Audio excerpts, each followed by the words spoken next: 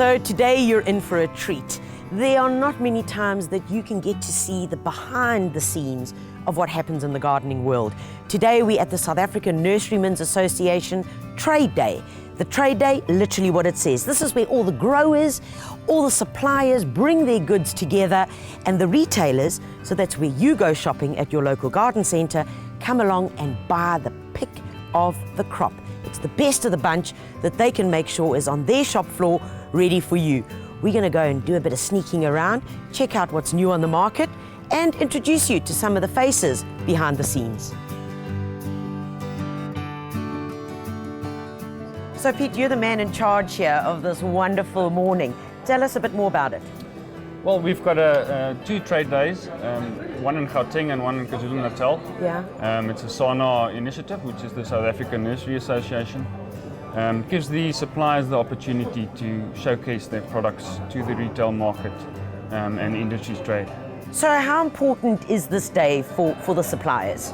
It's very important. It gives them the opportunity to network with their clients, customers, and the green industry as a whole.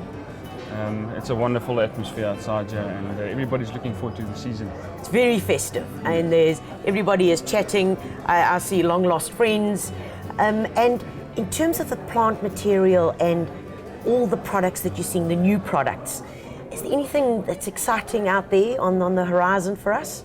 Overall, I think the past coming years with the drought, everybody went back to their growing operations and spent some time there. I think the quality out here is astonishing. We can't wait to get it on the floors and get the public to buy them. So it's a very interesting scenario because the public that are watching this, they never get to see what goes on here. I mean, it's literally like being at a huge flower market. So the product is bought here. Just explain the process of how it happens. Well, basically, we've got all the retail stores in South Africa that it's anything from a local builder's warehouse or a local garden centre. They would come around and source their products from the floor that the suppliers would have on site. And from there on it will go to the retail stores, and that's where the customer will actually find it at first. Yeah, well, Pete, I have seen some beautiful things around here this morning. I can't wait to go and find out more. There's some aloes around the corner there. I think my bucky's going to be full going home. Thanks for the opportunity, and well done on a beautiful event. Thank you, it's a pleasure.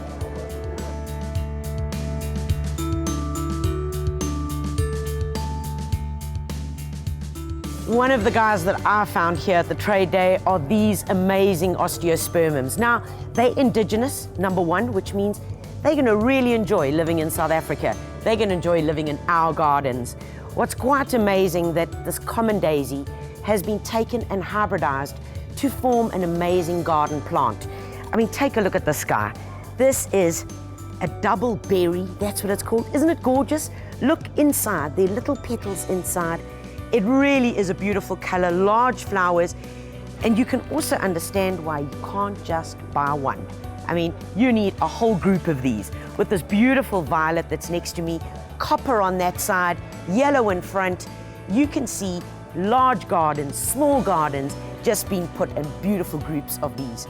Tough plants, love the full sun, and of course, you can't buy one.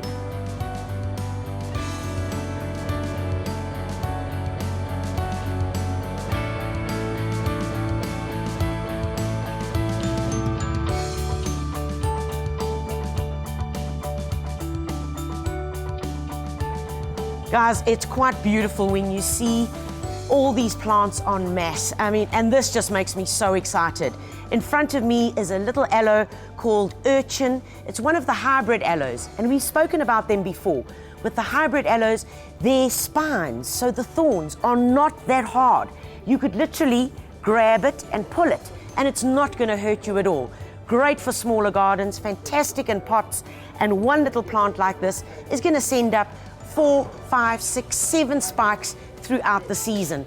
They start flowering early winter, and look at this, push right through into spring and into summer. This is a beauty.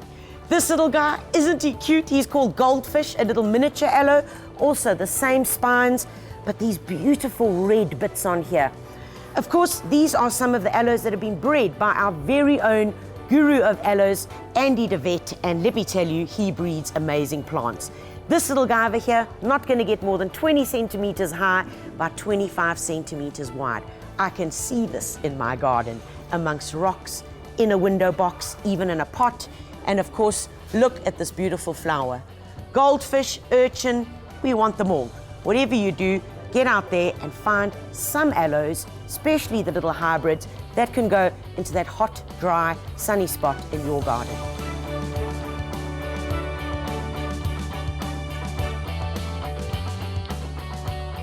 Talk about instant gardening. This is my kind of style. I mean, if you want to buy a hedge, you simply just buy the whole guy like this. You've got just under a meter. This is beautiful lobelia, and look at that, clipped and ready to go. Of course, if you don't have the budget for this, you could simply just buy the individual plants, pop them into the garden, and have a little bit of patience, and you too could have beautiful hedges just like this. And if gold's not your color for a hedge, then how about this beautiful viburnum? Such an old-fashioned plant that has once again come to the fore because it is such a good garden plant. It can cope with the cold, frost, it can grow down at the sea, and look at it, as a clipped hedge, this viburnum tanus is just too gorgeous. So you could let this stay as a low hedge, or you could let it go higher, up to about a meter, 1.5, and screen out the neighbors, of course.